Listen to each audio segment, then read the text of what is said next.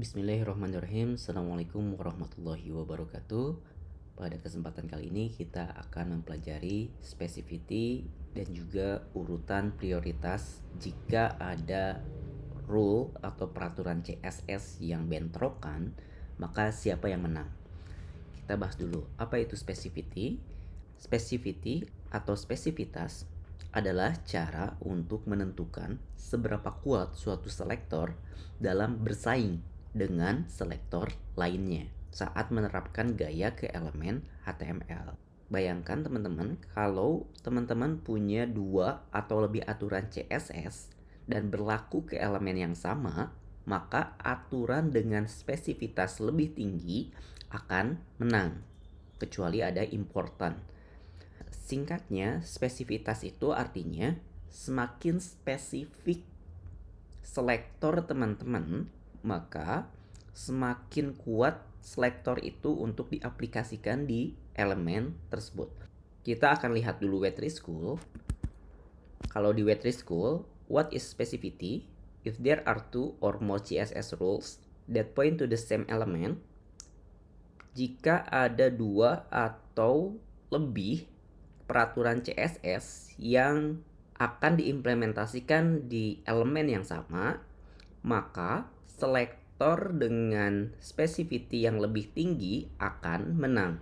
Dan aturan pada deklarasi selektor tersebut akan diaplikasikan kepada elemen HTML tersebut. Jadi bayangkan specificity ini sebagai hierarki. Hierarki paling atas itu adalah yang paling dipentingkan. Kalau misalkan kita pejabat itu lebih penting dibandingkan bawahan seperti itu, maka pejabat harus diutamakan. Mirip-mirip seperti hierarki seperti itu. Jadi yang spesifitasnya lebih tinggi akan menang. Contohnya seperti ini. Kalau di sini gampang, karena di sini dia hanya memilih P saja, maka pasti si P Hello World ini warnanya akan merah. Sedangkan contoh kedua ini ada P, ada class. P-nya colornya red, sedangkan class colornya green. Maka mana yang menang? Maka yang menang adalah class, karena class punya specificity yang lebih tinggi. Contoh ketiga, misalkan ada P, ada ID, ada class. Di sini ada P, ada ID, ada class. Mana yang lebih tinggi specificity-nya? Jika kasusnya seperti ini, maka yang lebih tinggi adalah yang ID, demo. Maka si Hello World ini akan berubah jadi warna biru. Sedangkan yang ini ada P, ada tes, ada demo, tapi di sininya ada inline CSS. Maka yang menang yang mana? Yang menang adalah yang inline CSS. Maka yang Hello World ini warnanya akan jadi pink. Nah, selanjutnya ada tentang equal specificity. Nah, jika selektornya sama, maka yang akan diaplikasikan adalah yang terakhir dituliskan. Jadi yang paling bawah lebih prioritas dibandingkan yang atas. Seperti itu. Pada video sebelumnya kita juga sudah praktek bagaimana spesifik ini diterapkan. Praktek kita seperti ini dan hasilnya adalah seperti ini. Backgroundnya kenapa pink? Karena dia pakai background yang ada di sebelah sini. Walaupun sama-sama P, tapi P yang sebelah sini lebih menang karena dia berada di paling bawah. Kenapa yang ini warnanya biru? Karena dia pakai yang ini. ID lebih prioritas dibandingkan kelas maupun elemen. Dan ini kenapa yang merah? Karena yang ini hanya kelasnya saja, nggak tanpa ID. Maka yang merah yang lebih menang dibandingkan yang yellow. Kalau teman-teman belum menyimak video sebelumnya, teman-teman coba balik lagi dulu ke video sebelumnya. Kemudian setelah beres baru balik lagi ke video ini biar lebih memahaminya. Kita akan cek bagaimana urutan prioritas di CSS ini. Jika kasusnya seperti yang kita demokan tadi, maka prioritas tertinggi di sini adalah yang ID. Pokoknya ID akan menang dibandingkan kelas maupun elemen. Kemudian di bawah ID ada kelas. Kemudian di bawah kelas ada elemen. Kemudian yang terakhir adalah universal selector. Nah, sebenarnya ada yang lebih tinggi lagi dari ID, yaitu inline style, seperti yang tadi di Wetry School contohkan. Kemudian di atas inline style ada important. Jadi kalau misalkan ada important, dia akan mengalahkan inline style maupun ID. Seperti itu. Nah, sebenarnya ada rumusannya, tapi ini kita skip saja. Pokoknya yang penting teman-teman hafalkan yang ini. Karena kalau misalkan teman-teman bingung kenapa style saya tidak bekerja, mungkin gara-gara prioritas ini. Jadi ada aturan yang override atau mengganti style teman-teman. Apakah itu ada kelasnya ataukah ada ID-nya atau ada inline style-nya. Seperti itu. Kemudian kalau kita cek ke browser, ini adalah halaman latihan kita dengan style yang seperti ini.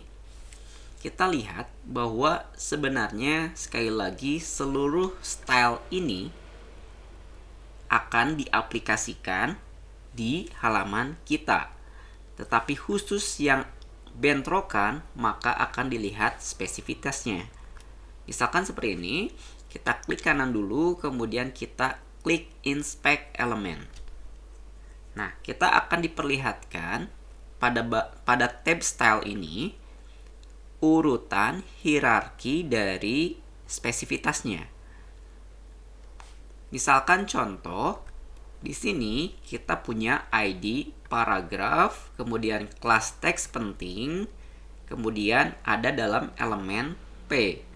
Maka urutan yang paling tinggi prioritasnya adalah yang ID paragraf teratas. Nih, yang ID paragraf teratas dia akan ditempatkan di paling tinggi. Kemudian urutan selanjutnya adalah dengan contoh ini adalah kelas teks penting. Maka selanjutnya di sini ada kelas teks penting. Urutan selanjutnya apa? Urutan selanjutnya adalah elemen P. Nih, kalau kita bandingkan dengan slideshow kita tadi, sesuai nih, urutan paling tinggi pada contoh kita adalah ID. Kemudian yang kedua adalah kelas, kemudian yang ketiga adalah elemen, baik H1, H2 atau contoh kita adalah P. Kemudian selanjutnya ada 2 P nih. Ada P ini, ada P yang ini. Mana yang lebih prioritas? Prioritasnya adalah yang P dengan background warna pink. P dengan background yang warna pink. Ini ya, P color brown font size 15px. P color brown font size 15px, backgroundnya pink. Ini lebih prioritas, kenapa? Karena elemennya sama-sama P, tapi dia lebih bawah. Jadi yang lebih terakhir itu yang menang. Dan yang ini, yang tadi yang paling atas sini. Dia lebih bawah dibandingkan yang P sebelah sini. Dan yang ini adalah bawaan dari user agentnya. User agent ini adalah browsernya. Jadi si browser juga sebenarnya punya stylenya masing-masing. Tiap browser bisa jadi beda-beda stylenya. Baik Mozilla, ataupun Chrome, ataupun Safari, si stylenya mungkin bisa jadi berbeda-beda. Jadi ini bawaan dari browsernya. Kemudian ini akan kita bahas nanti. Dan sebenarnya di atas ID ini sebenarnya ada elemen style. Elemen style ini adalah inline CSS. Jadi misalkan kalau ini kan gak ada inline CSS-nya ya. Kalau kita klik kanan, kemudian kita edit as HTML. Nah, di sininya kita tambahkan sebelum P tutup ini, tambahkan inline CSS style sama dengan kita kasih colornya adalah purple. Maka coba dilihat sekarang yang purple ini bakal mengalahkan yang blue, yang ID, karena dia adalah inline CSS. Kalau kita bandingkan dengan slideshow kita, inline style ini lebih prioritas dibandingkan ID. Jadi dia bisa mengalahkan ID-nya ini. Jadi elemen style ini adalah yang inline CSS. Kemudian yang terakhir ada important. Important ini kalau kita terapkan, misalkan yang ini ya, PID paragraf teratas teks penting. Maka harusnya tadi yang menang adalah yang ID, yang ini ya. Karena secara urutan prioritas, ID lebih tinggi daripada kelas maupun dari elemen P-nya itu sendiri. Tapi kalau kita tambahkan satu lagi di sini, namanya important, walaupun sebenarnya P ini prioritasnya berada di bawah kelas maupun ID, tapi karena adanya important, maka dia jadi naik, jadi lebih tinggi. Dan yang ini akan mengalahkan yang paragraf. Kita cek ya. Kemudian kita refresh.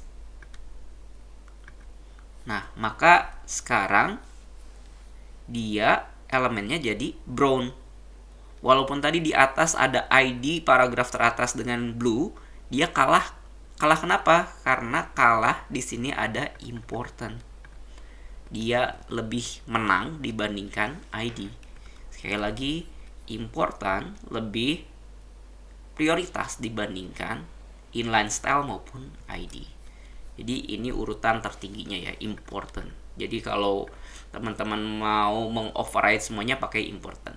Tapi disarankan jangan sering-sering pakai important karena nanti kita bingung sendiri. Kalau semuanya important, yang mana yang akan diterapkan, nanti kitanya yang bingung sendiri.